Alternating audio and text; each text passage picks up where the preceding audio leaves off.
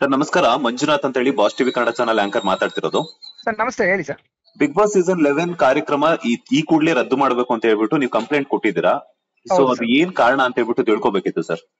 Okay sir, ಏನಿಲ್ಲ, ನಾನು ಈಗಿಂದ ಕಂಪ್ಲೇಂಟ್ ಕೊಡಿ, ನಿನ್ನೆ ಮೊನ್ನೆ ಕಂಪ್ಲೇಂಟ್ ಅಲ್ಲ ಸರ್. ಇದು ಆಕ್ಚುಲಿ ಇದು 2023 ಏನು ಬಿಗ್ ಬಾಸ್ ಸೀಸನ್ 10 ಇದೆಯಲ್ಲ, ಅವಾಗ ನಡ್ಕೊಂಡ್ ಬಂದಿರ್ತಕ್ಕಂಥದ್ದು ಈಗವರೆಗೂ ನಾನು 1.5 ವರ್ಷದಿಂದ ನಾನು ಕಂಪ್ಲೇಂಟ್ ಕೊಡ್ಕೊಂಡ್ ಬಂದಿರ್ತಕ್ಕಂಥದ್ದು. ಯಾಕೆಂತಂದ್ರೆ ಬಿಗ್ ಬಾಸ್ ಸೀಸನ್ 10 ಏನ್ ನಡೀತಲ್ಲ, ಅದು ಟೋಟಲಿ ಅದು ಅಕ್ರಮ, ಕಾನೂನು ಬಾಹಿರವಾಗಿ ನಡೀತಕ್ಕಂಥದ್ದು. ಆ ಭೂ ಪರಿವರ್ತನೆ ಆಗಲಿ, ಕನ್ವರ್ಷನ್ ಕೂಡ ಆಗಿರಲಿಲ್ಲ. ಅದು ಅಗ್ರಿಕಲ್ಚರ್ ಜಾಗದಲ್ಲಿ ಕಮರ್ಷಿಯಲ್ ಆಕ್ಟಿವಿಟಿ ಸುಮಾರು 500 ಜನ ಇದು ಕಾರ್ಮಿಕರು ಒಳಗೊಂಡಂತೆ ಇದು ಕೆಲಸ ನಡೀತಾ ಇರ್ತಕ್ಕಂಥದ್ದು. ಓಕೆ. ಅಗ್ರಿಕಲ್ಚರ್ ಜಾಗದಲ್ಲಿ ಕಮರ್ಷಿಯಲ್ ಆಕ್ಟಿವಿಟೀಸ್ ಮಾಡ್ಲಿಕ್ಕೆ ಯಾವುದೇ ಪ್ರಾಧಿಕಾರದಿಂದ ಅನುಮತಿ ಇಲ್ಲ. ಹೌದು. ಅದನ್ನ ಅವರಲ್ಲಿ ಕಮರ್ಷಿಯಲ್ ಆಕ್ಟಿವಿಟೀಸ್ ಮಾಡ್ಲೇಬೇಕು ಅಂತಂದ್ರೆ ಅದನ್ನ ಇದು ಚೇಂಜ್ ಆಫ್ ಲ್ಯಾಂಡ್ ಯೂಸ್ ಮಾಡ್ಕೋಬೇಕು. ಆ ಚೇಂಜ್ ಆಫ್ ಲ್ಯಾಂಡ್ ಯೂಸ್ ಕೂಡ ಮಾಡ್ಲಿಕ್ಕೆ ಬರೋದು ಪ್ರಾವಿಷನ್ BDA ಆಕ್ಟ್ ಪ್ರಕಾರ, BDA ವ್ಯಾಪ್ತಿಯಲ್ಲಿ ಕೂಡ ಅದು ಪ್ರಾವಿಷನ್ ಇಲ್ಲ. ಓಕೆ. ಒಂದು ಸತತವಾಗಿ ನಾನು 2023 ಏನು ಆಗಸ್ಟ್ ಸೆಪ್ಟೆಂಬರ್ ಅಲ್ಲಿ ಏನ್ ಸ್ಟಾರ್ಟ್ ಆಯ್ತಲ್ಲ, ನಾನು ಅವಾಗೆ ಕೂಡ ನಾನು ಇದಕ್ಕೆ ಸಂಬಂಧಪಟ್ಟಂಗೆ ರಾಮವಳ್ಳಿ ಪಂಚಾಯತಿ ವ್ಯಾಪ್ತಿಯಲ್ಲಿ ನಾನು ದೂರನ್ನ ಕೊಡ್ತೀನಿ. ಇದಕ್ಕೆ ಸಂಬಂಧಪಟ್ಟ ನೀವು ಏನ್ ಪ್ಲಾನ್ ಸ್ಯಾಂಕ್ಷನ್ ಕೊಟ್ಟಿದ್ದೀರಾ, ಏನ್ ಕೊಟ್ಟಿದ್ರೆ ಅವ್ರು ಹೇಳ್ತಾರೆ ನಮ್ಗೆ ಯಾವುದೇ ತರದ್ದು ಅನುಮತಿ ಕೊಟ್ಟಿಲ್ಲ ಅಂತೇಳಿ. ಅವಾಗ ಕೂಡ ನಮ್ಗೆ 2023 ಕೂಡ ನಮ್ಗೆ ಒಂದು ಲೆಟರ್ ಕೊಡ್ತಾರೆ. ಅಂದ್ರೆ ಸೀಸನ್ 10 ಗೆನೆ ನೀವು ಕಂಪ್ಲೇಂಟ್ ಕೊಡಕ್ ಶುರು ಮಾಡಿದ್ರಿ? ಹೌದೌದು, 100%. ನಮ್ಮ ಹತ್ರ ಎಲ್ಲಾ ದಾಖಲೆ ಸತತವಾಗಿ ನನ್ನ ಹತ್ರ ಸುಮಾರು 60 ಇಂದ 70 ದೂರುಗಳು ನನ್ನ ಹತ್ರ ಇದೆ.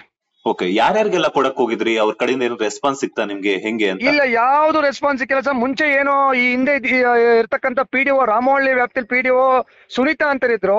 ಸುನೀತಾ ಅವರು ನಿಜವಾಗ್ಲೂ ಇದರಲ್ಲಿ ಅವರು ಈ ಬಿಗ್ ಬಾಸ್ ಏನು ಕಾರ್ಯಕ್ರಮ ಏನ್ ನಡೀತದೆ, ಸ್ಥಳೀಯ ಮಾಲೀಕರು ಮುನಿರಾಜು ಅಂತಕ್ಕಂಥವ್ರು ಮತ್ತೆ ಅವರೆಲ್ಲ ಶಾಮೀಲಾಗಿ, ಅಧಿಕಾರಿ PDO ಕೂಡ ಶಾಮೀಲಾಗಿ ಅವರು ಒಂದು ಇನ್ನೊಂದೇನಂದ್ರೆ ಡಿಸೆಂಬರ್ 2023 18ನೇ ತಾರೀಕು 18 ಡಿಸೆಂಬರ್ 23 ಆ ದಿನ ಅವರು ಭೂ ಪರಿವರ್ತನೆ ಮಾಡ್ಕೋತಾರೆ. ಓಕೆ. ಏನಂತ ಮಾಡ್ಕೋತಾರೆ? ಕ್ಲಬ್ ಅಗ್ರಿಕಲ್ಚರ್ ಅಂತೇಳಿ. ಕ್ಲಬ್ ಅಗ್ರಿಕಲ್ಚರ್ ಅಂತಂದ್ರೆ ಅವರು ಬರೀ ಸ್ನೂಕರ್ಸ್, ಚೆಸ್, ಕ್ಯಾರಮ್, ಬ್ಯಾಡ್ಮಿಂಟನ್, ಶಟ್ಲ್ ಅದ್ರ ಜೊತೆಗೆ ವ್ಯವಸಾಯ ಮಾಡ್ಕೋಬೇಕು ಅನ್ನೋದನ್ನ ಭೂ ಪರಿವರ್ತನೆ ಮಾಡ್ಕೋತಾರೆ. ಓಕೆ. ಅದಾದ್ರೆ ಆ ಟೈಮ್ ಅಲ್ಲಿ ಸೀಸನ್ 10 ನಡೀತಾ ಇರುತ್ತೆ. ಆಗಸ್ಟ್ ಇಂದ 2023 ಆಗಸ್ಟ್ ಇಂದ ನಡೀತಾ ಇರುತ್ತೆ ಸೀಸನ್ 10. ಅವ್ರು ಭೂ ಪರಿವರ್ತನೆ ಮಾಡ್ಕೊಳ್ಳೋದು ಡಿಸೆಂಬರ್ ಅಲ್ಲಿ 18ನೇ ತಾರೀಕು 2023 ಅಂದ್ರೆ ಭೂ ಪರಿವರ್ತನೆ ಮಾಡ್ಕೊಳ್ಳೋದಕ್ಕಿಂತ ಮುಂಚೆನೆ ಸೀಸನ್ 10 ಶುರು ಮಾಡಿಬಿಟ್ಟಿರ್ತಾರೆ. ಹೌದೌದು, ಟೋಟಲ್ ಇಲ್ಲಿಗಲ್. ನಂತರ ಇವರು ಡಿಸೆಂಬರ್ ಅಲ್ಲಿ ಭೂ ಪರಿವರ್ತನೆ ಮಾಡ್ಕೋತಾರೆ. ಜನವರಿ 16ಕ್ಕೋ 17ಕ್ಕೋ ಇವರು ಲೈಸೆನ್ಸ್ ಕೊಡ್ತಾರೆ, ಖಾತಾ ಮಾಡ್ಕೊಡ್ತಾರೆ PDO. ಓಕೆ.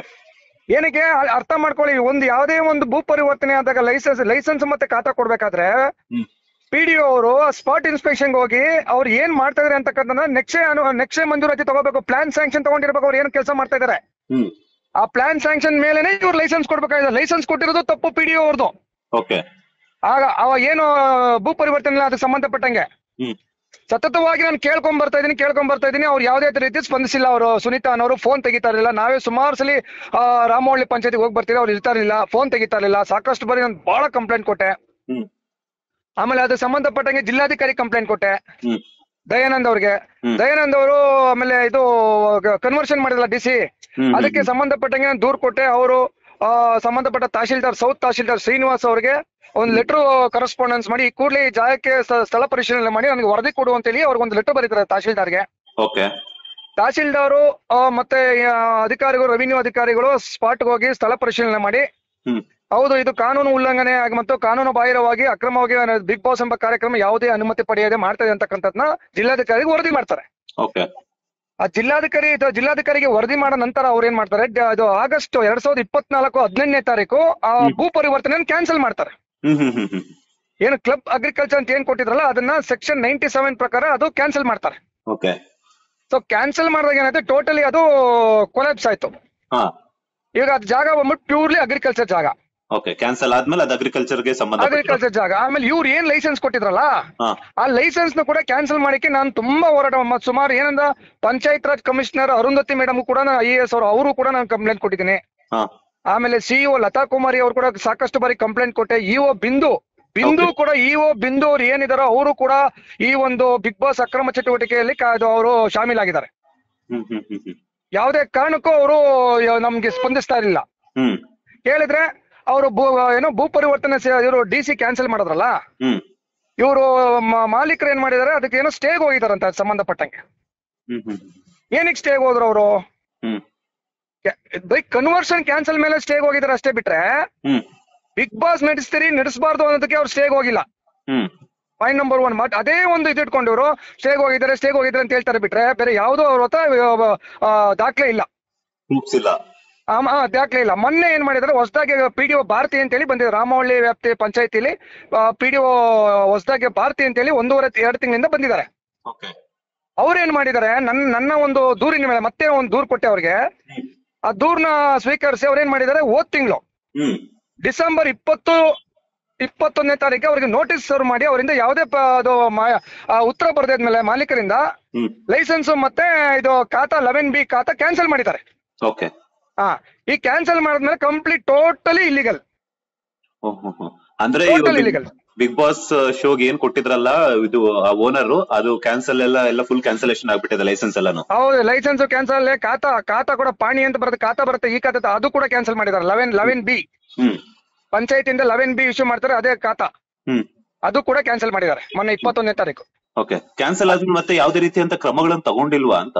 ಹೌದು, ಯಾವ್ದು ತಗೊಂಡಿಲ್ಲ ಸರ್, ಯಾವ್ದು ಕ್ರಮ ತಗೊಂಡಿಲ್ಲ. ಯಾಕಂತಂದ್ರೆ ಇವ್ರದೆಲ್ಲ ದೊಡ್ಡ ಮಟ್ಟದಲ್ಲಿ ಇವರು ಏನೋ ದುಡ್ಡು ಐತೆ ಅಂತ ಹೇಳ್ಬಿಟ್ಟು ಇವತ್ತು ಎಲ್ಲಾರನ್ನು ಕೊಂಡ್ಕೊಳ್ಳೋ ಅಂತ ರೀತಿ ಹೋಗ್ತಾ ಇದಾರೆ. ಇವತ್ತು ಎಷ್ಟು ಮಟ್ಟಿಗೆ ಸರಿ ಅಂತ ಗೊತ್ತಾಗ್ತಾರೆ. ಇವತ್ತು ಜಿಲ್ಲಾಡಳಿತ ಇವರು ಜಗದೀಶ್ ಅವರು ಅರ್ಬನ್ DC ಇದಾರೆ, ಅವ್ರ ಗಮನಕ್ಕೂ ತಂದಿದ್ದೀನಿ. ನಾನು ನೋಡ್ತೀನಿ ಅಂತ ಇದ್ರೆ ಬಿಟ್ರೆ ಯಾವ್ದು ಕ್ರಮ ಕೈಗೊಳ್ತಾರ. ಅದೇ ಯಾವ್ದೇ ಒಬ್ಬ ಸಾರ್ವಜನಿಕರು ಯಾವುದೋ ಏನೋ ಪರ್ಮಿಷನ್ ತಗೊಳ್ದು ಏನಾದ್ರು ಸಣ್ಣದು ಮಾಡ್ಬಿಟ್ಟಿದ್ರೆ ಇಷ್ಟೊತ್ತಿಗೆ ಅವ್ರ ಮೇಲೆ ಕ್ರಿಮಿನಲ್ ಕೇಸ್ ಹಾಕಿ ಅವ್ರನ್ನ ಒಳಗೆ ತಳ್ತಕ್ಕಂತ ಕೆಲಸ ಇವ್ರು ಮಾಡ್ತಾರೆ ಅಧಿಕಾರಿಗಳು, ಜಿಲ್ಲಾಡಳಿತ ಆಗ್ಲಿ CEO-ಗಳಾಗ್ಲಿ.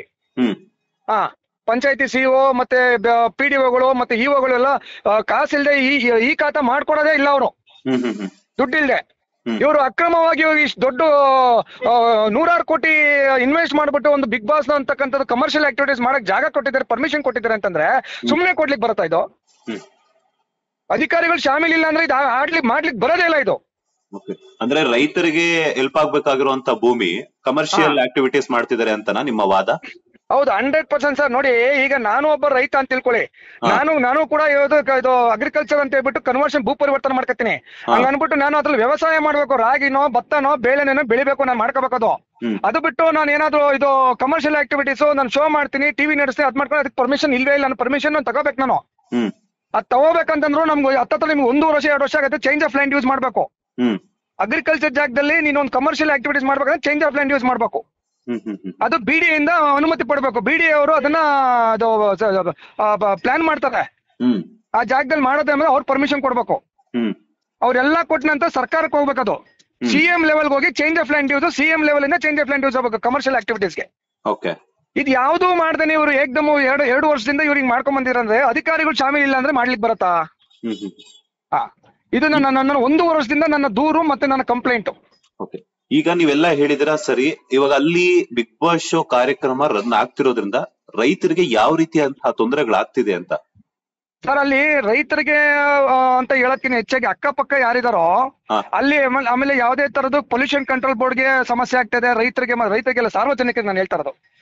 ರೈತರು ಅಕ್ಕಪಕ್ಕ ರೈತರು ಇರ್ಬೋದು, ಸಾರ್ವಜನಿಕರು ಇರ್ಬೋದು, ಜನಸಾಮಾನ್ಯರುಗಳು ಇರ್ಬೋದು. ಅವರಿಗೆ ಅಕ್ಕಪಕ್ಕ ಅಲ್ಲಿ ಸತತ 500ರಿಂದ 600 ಜನ ಎಂಪ್ಲಾಯ್ಸ್ ಒಳಗಡೆ ಕೆಲಸ ಮಾಡ್ತಾ ಇರ್ತಕ್ಕಂಥದ್ದು. ಆಯ್ತಾ, STP ಇಲ್ಲ, BWSS ಇಂದ ಪರ್ಮಿಷನ್ ತಗೊಂಡಿಲ್ಲ. ಆಯ್ತಾ, ಪಂಚಾಯತಿಯಿಂದ ಯಾವ್ದೇ ತರದ ಪರ್ಮಿಷನ್ ತಗೊಂಡಿಲ್ಲ. ಇವಾಗ ಸಪೋಸ್ ಯೂರಿನ್ ಟಾಯ್ಲೆಟ್ ಅದಕ್ಕೆಲ್ಲ ಹೋದಾಗ ಎಲ್ಲಿ ಮಾಡ್ತಾರೆ, ಅದು ಅಲ್ಲಿ ಯಾವ್ದೋ ಒಂದು ಬಫರ್ ಝೋನ್ ಇತ್ತು, ಕೆರೆಗೆ ಅದು ಡೈಲ್ಯೂಟ್ ಆಗ್ತಾ ಇದೆ. ಆಯ್ತಾ, ಪೊಲ್ಯೂಷನ್ ಕಂಟ್ರೋಲ್ ಬೋರ್ಡ್ ತಗೋಬೇಕು, BWSS ತಗೋಬೇಕು, ಇದು ಬೆಸ್ಕಾಮ್ ತಗೋಬೇಕು, ಯಾರ್ದು ತಗೊಂಡಿಲ್ಲ. ನಾನು ಹಿಂದೆ ಏನು ಕಾರ್ತಿಕ್ ರೆಡ್ಡಿ ಅವರು ರಾಮನಗರ SP ಆಗಿದ್ದು ಅವರು ಕೂಡ ನಾನು ಗಮನಕ್ಕೆ ತಂದಿದ್ದೀನಿ, ಅವರು ಕೂಡ ನಾನು ದೂರು ಕೊಟ್ಟಿದ್ದೀನಿ. ಏನಾದ್ರೂ ಹೆಚ್ಚು ಕಡಿಮೆ ಆಗಿ ಅನಾಹುತ ಆದ್ರೆ ಈ ಹಿಂದೆ ಏನೋ ಸೀಸನ್ 8 to 9 ಏನೋ ಮುಂದೆ ಬಿಡದಿ ಇನ್ನೋವೇಟಿವ್ ನಡೆದಿತ್ತು. ಆಗ ಒಂದು ಬೆಂಕಿ ಅನಾಹುತ ಆಗಿತ್ತು. ಅದಾದ ನಂತರ ಸ್ಟಾಪ್ ಆಯ್ತಲ್ಲ, ಜಾಗ ಮಾಡ್ತಾ ಇಲ್ಲ. ಸೊ ಈಗ ಏನಾದ್ರೂ ಹೆಚ್ಚು ಕಡಿಮೆ ಆಗಿ ಅಲ್ಲಿರ್ತಕ್ಕಂಥ ಯಾರಾನ ಒಂದು ಸೆಲೆಬ್ರಿಟಿ, ನಮ್ಮ ಸುದೀಪ್ ಇರ್ಬೋದು, ನಾನು ಸುದೀಪ್ ಫ್ಯಾನ್, ಏನೋ ಹೆಚ್ಚು ಕಡಿಮೆ ಆಯ್ತು, ಯಾರು ಹೊಣೆ, ಯಾರು ಜವಾಬ್ದಾರಿ ಇದಕ್ಕೆ? ಇದು ನಮ್ಮ ಒಂದು ದೂರಿನ ಮುಖಾಂತರ ನಾನು ಎಲ್ಲಾ ಕಾನೂನಾತ್ಮಕವಾಗಿ ಪೊಲೀಸ್ ಡಿಪಾರ್ಟ್ಮೆಂಟ್ ಹಿಡ್ಕೊಂಡು, ಪಂಚಾಯತಿಯಿಂದ ಹಿಡ್ಕೊಂಡು, ಜಿಲ್ಲಾಡಳಿತ ಹಿಡ್ಕೊಂಡು ಎಲ್ಲಾರ್ಗೂ ಕೊಟ್ಟಿದ್ದೀನಿ. ಅದೆಲ್ಲದಕ್ಕಿಂತ ಹೆಚ್ಚಾಗಿ ಈಗ ಏನ್ season 11 big boss season 11 Kannada ಏನ್ ಸ್ಟಾರ್ಟ್ ಆಯ್ತು ಸೆಪ್ಟೆಂಬರ್ 30ನೇ ತಾರೀಕು 29ನೇ ತಾರೀಕು 24 ಸೆಪ್ಟೆಂಬರ್ 29ನೇ ತಾರೀಕು ಏನ್ ಬಿಗ್ ಬಾಸ್ ಸೀಸನ್ 11 ಕನ್ನಡ ಏನ್ ಸ್ಟಾರ್ಟ್ ಆಯ್ತು, ಅದ್ರ ನೆಕ್ಸ್ಟ್ ಡೇ 30ನೇ ತಾರೀಕು ಮಾನ್ಯ ಪ್ರಧಾನ ಮಂತ್ರಿಯಿಂದ ಹಿಡ್ಕೊಂಡು ಗವರ್ನರ್ ಇಂದ ಹಿಡ್ಕೊಂಡು 19 ಜನಕ್ಕೆ ನಾನು ಮೇಲ್ ಕಳ್ಸಿದ್ದೀನಿ. ಇವತ್ತವರೆಗೂ ಉತ್ತರ ಬಂದಿಲ್ಲ. 19 ಜನಕ್ಕೆ including prime minister, governor, president, chief secretary, home minister, CM, deputy CM, PDO, CEO ಎಲ್ಲರಿಗೂ ಟೋಟಲ್ 19 ಜನಕ್ಕೆ ನಾನು ಮೇಲ್ ಮಾಡಿದ್ದೀನಿ. ಸೆಪ್ಟೆಂಬರ್ 30ನೇ ತಾರೀಕು ಅವತ್ತಿಂದ ಇವತ್ತವರೆಗೂ ನಮ್ಗೆ ಯಾವುದೇ ತರದ ರಿಪ್ಲೈ ಅವ್ರ ಕಡೆಯಿಂದ ಬಂದಿಲ್ಲ. ಸರ್, ಇನ್ನೊಂದು ಇನ್ನೊಂದು ಮಾತು ಹೇಳಿದ್ರಿ, ಅಲ್ಲಿ ಸೆಲೆಬ್ರಿಟಿಗಳಾಗಿರ್ಬೋದು ಅಥವಾ ಕೆಲಸ ಮಾಡುವಂತವ್ರಿಗಾಗಿರ್ಬೋದು ಯಾವುದೇ ರೀತಿಯಂತಹ ಪ್ರಾಬ್ಲಮ್ ಏನಾದ್ರು ಆಯ್ತು ಅಂತಂದ್ರೆ ಸೊ ಯಾರು ಹೊಣೆ ಅಂತ. ಅದ್ರ ಜೊತೆಗೆ ನೀವು ಸುದೀಪ್ ಅವರ ಫ್ಯಾನ್ ಅಂತಾನು ಸಹ ಹೇಳಿದ್ರಿ. ಹೌದು. ಸೊ ಸೀಸನ್ 10 ಇಂದಾನೇ ನೀವು ಕಂಪ್ಲೇಂಟ್ ಕೊಡಕ್ಕೆ ಶುರು ಮಾಡಿದ್ರಿ. ಹೌದು. ಸುದೀಪ್ ಸರ್, ನಾನು ಒಬ್ಬ ಅಭಿಮಾನಿಯಾಗಿ ನೀವು ಈ ತರ ಬಿಗ್ ಬಾಸ್ ಶೋ ಕಾರ್ಯಕ್ರಮ ರನ್ ಮಾಡ್ತಿರೋದು ಅಥವಾ ನಡೆಸ್ಕೊಡ್ತಿರೋಂತದ್ದು ಖುಷಿ ವಿಚಾರ. ಆದ್ರೆ ಈ ತರ ಮುಂಜಾಗೃತಾ ಕ್ರಮಗಳನ್ನ ತಗೊಳ್ತಿಲ್ಲ. ಅಲ್ಲಿ ಏನಾದ್ರು ಹೆಚ್ಚು ಕಡಿಮೆ ಆಯ್ದ್ರೆ ಅಂತಂದ್ರೆ ನಿಮ್ಮ ಫ್ಯಾನ್ಸ್ಗೆಲ್ಲನಾಗಿರ್ಬೋದು ಅಥವಾ ತೊಂದರೆ ಆಗುತ್ತೆ ಅಥವಾ ಒಂದು ಆತಂಕ ಹುಟ್ಟುತ್ತೆ ಅಂತ ಹೇಳ್ಬಿಟ್ಟು ನೀವು ಸುದೀಪ್ ಅವ್ರಿಗೆ ಏನಾದ್ರು ಅಥವಾ ಕಾಂಟ್ಯಾಕ್ಟ್ ಮಾಡುವಂತ ಒಂದು ಪ್ರಯತ್ನವನ್ನ ಮಾಡಿದ್ರಾ ಅಂತ? ಸರ್ ಇಲ್ಲ ಸರ್, ನಾನು ಮಾಡ್ಲಿಕ್ಕೆ ಹೋಗ್ಲಿಲ್ಲ. ಯಾಕಂತಂದ್ರೆ ನಾನು ಇದ್ರ ಬಗ್ಗೆ ನಮ್ಮ ಲೀಗಲ್ ಟೀಮ್ ಇದೆ, ಲೀಗಲ್ ಟೀಮ್ಗೂ ನಾನು ಅಪ್ರೋಚ್ ಮಾಡಿ ಕೇಳಿದೆ, ಸಂಬಂಧಪಟ್ಟಂಗೆ ಏನಾದ್ರು ಸುದೀಪ್ ಅವ್ರಿಗೆ ಒಂದು ಲೆಟರ್ ಕಳ್ಸ್ಬೇಕಾಯ್ತು ಮಾಡ್ತಾ ಇದ್ರೆ ಅಂತಕ್ಕಂಥ ಕೇಳಿದೆ.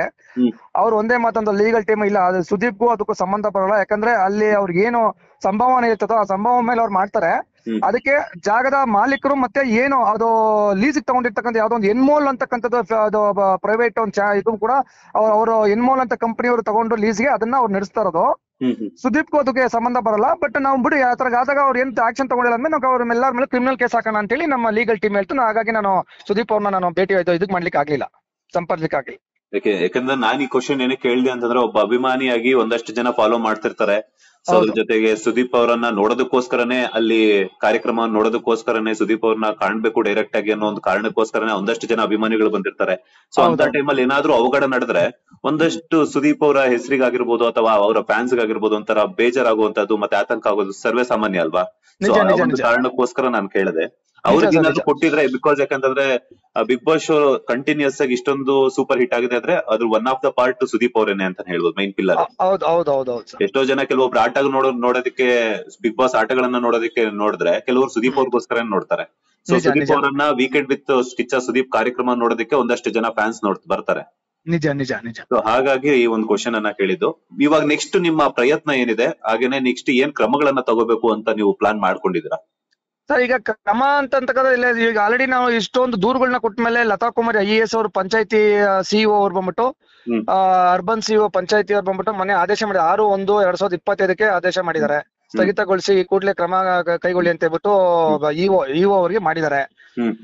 ಈಗ ಆಲ್ರೆಡಿ ಸಂಬಂಧಪಟ್ಟಂಗೆ ಹೋದ್ ತಿಂಗಳೇ PDO ಅವರು ಮುಂದಾಲೋಚನೆಯಿಂದ ಆಲ್ರೆಡಿ ಎಲ್ಲಾ ಪ್ಲಾನ್ ಸ್ಯಾಂಕ್ಷನ್ ಮತ್ತೆ ಎಲ್ಲ ಖಾತಾ ಗೀತಾ ಎಲ್ಲ ಕ್ಯಾನ್ಸಲ್ ಮಾಡಿದ್ರೆ ಈಗ ಟೋಟಲಿ ಇಲ್ಲಿಗಲ್. ನಿನ್ನೆ ಕೂಡ ನಾವು ಭೇಟಿ ಆದ್ರೆ, ಈಗ ನಿನ್ನೆ ಕೂಡ ನಾವು ಬಿಂದು ಅಂತಕ್ಕಂಥ EO ಅವ್ರನ್ನ ಭೇಟಿ ಮಾಡಿ ಈ ಕೂಡಲೇ ಇದನ್ನ ಕ್ರಮ ವಹಿಸ್ಬೇಕು, ಪೊಲೀಸ್ ಸಹಾಯದಿಂದ ಅದನ್ನ ಸ್ಟಾಪ್ ಮಾಡಿಸಿ ತೆರವುಗೊಳಿಸ್ಬೇಕು ಆ ಜಾಗನ ಅಂತಕ್ಕಂಥದ್ನ ನಿನ್ನೆ ಕೂಡ ಒಂದ್ ಲೆಟರ್ ಕೊಟ್ಟಿದ್ದೀರಿ. ಈಗ ಅವರು PDO ಡೈರೆಕ್ಷನ್ ಕೊಟ್ಟಿದ್ದಾರಂತೆ, ಪೊಲೀಸ್ ಸಹಾಯ ತಗೊಂಡು ಅದನ್ನ ಸ್ಟಾಪ್ ಮಾಡಿ ಅಂತ ಹೇಳಿ. ಈಗ ಇವತ್ತು ಫೋನ್ ಮಾಡ್ತಾ ಇದ್ರಿ ಬೆಳಗ್ಗೆ, ಅವ್ರು ಇನ್ನೂ ತೆಗಿತಾ ಇಲ್ಲ. PDO ಭಾರತಿ ಅಂತ ಹೇಳ್ಬಿಟ್ಟು ಅವ್ರ ಫೋನ್ ತೆಗಿತಲ್ಲ. ಹಾಗಾಗಿ ಇವತ್ ನಾವು ಮತ್ತೊಂದ್ಸಲಿ ಕರೆ ಮಾಡ್ತೀರಿ, ಕರೆ ಸ್ವೀಕರಿಸಿಲ್ಲ ಅಂತಂದ್ರೆ ನಾವು ರಾಮನಗರ SP ಹೋಗ್ಬಿಟ್ಟು, ಈಗ ಯಾರೋ ಟ್ರಾನ್ಸ್ಫರ್ ಮುಂಚೆ ಕಾರ್ತಿಕ್ ರೆಡ್ಡಿ ಇದ್ರೆ ಅವ್ರಿಗೂ ಗಮನಕ್ಕೆ ತಂದಿದೆ. ಈಗ ಯಾರೋ ಶ್ರೀನಿವಾಸ್ ಗೌಡ್ರು ಅಂತ ಹೇಳ್ಬಿಟ್ಟು ಹೊಸದಾಗಿ ಬಂದಿದ್ದಾರೆ, ಅವರು ಕೂಡ ನಾನು ಇವತ್ತು ಕಂಪ್ಲೇಂಟ್ ಕೊಟ್ಟು ಆ ಕೂಡಲೇ ಸ್ಟಾಪ್ ಮಾಡಿ ತೆರವುಗೊಳಿಸ್ಬೇಕು ಅಂತಕ್ಕಂಥದ್ದು ಮಾತು ಹೇಳಿ, ಅವ್ರು ಏನು ಮಾಡ್ಲಿಲ್ಲ ಅಂತಂದ್ರೆ ಸೋಮವಾರ ನಾವು ಪಂಚಾಯತಿ ರಾಮವಳ್ಳಿ ಪಂಚಾಯತಿ ವ್ಯಾಪ್ತಿಯಲ್ಲಿ ನಾವು ಪ್ರತಿಭಟನೆ ಹಮ್ಮಿಕೊಂಡಿದ್ದೀರಿ. ನಾವು ಸೋಮವಾರ ಎಷ್ಟೊತ್ತಿಗೆ? ಸೋಮವಾರ ಅಂದ್ರೆ ಅದೇ ಸೋಮವಾರ ಮೋಸ್ಟ್ಲಿ ನೆಕ್ಸ್ಟ್ ಡೇ ಮಂಗಳವಾರ ರಜಾ ಇದೆ. ಇಲ್ಲ ಸೋಮವಾರ ತಪ್ಪಿದ್ರೆ ಬುಧವಾರಕ್ಕೆ ನಾವು ಒಂದು ಪ್ರತಿಭಟನೆ ಮಾಡೋಣ ಅಂತ ಹೇಳಿ ಇವಾಗ ಲೆಟರ್ ಇವಾಗ ರೆಡಿ ಆಗ್ತಾ ಇದೆ. ನಾನು ಮಧ್ಯಾಹ್ನ ಹಂಗೆ ನಾನು ರಾಮನಗರ SP ಹೋಗಿ ಕೊಟ್ಬಿಟ್ಟು ನಾನು ಒಂದು ಪರ್ಮಿಷನ್ ತಗೋತೀನಿ. Okay, thank you sir. ಮತ್ತೆ ಏನಾದ್ರು ಇನ್ಫಾರ್ಮೇಶನ್ ಬೇಕು ಅಂದ್ರೆ ನಾನು ನಿಮ್ಗೆ ಕಾಂಟ್ಯಾಕ್ಟ್ ಮಾಡ್ತೀನಿ. Thank you sir. Thank you sir. Okay. Latest ಹಾಗೂ ಇಂಟ್ರೆಸ್ಟಿಂಗ್ ಸುದ್ದಿಗಳಿಗಾಗಿ ಬಾಸ್ ಟಿವಿ ಕನ್ನಡ ಚಾನೆಲ್ನ ಸಬ್ಸ್ಕ್ರೈಬ್ ಮಾಡಿ, ಹಾಗೆಯೇ ಬೆಲ್ ಐಕಾನ್ ಪ್ರೆಸ್ ಮಾಡಿ. ಇದರ ಜೊತೆಗೆ Facebook, Instagram, X ನಲ್ಲೂ ಮಿಸ್ ಮಾಡದೆ ಫಾಲೋ ಮಾಡಿ.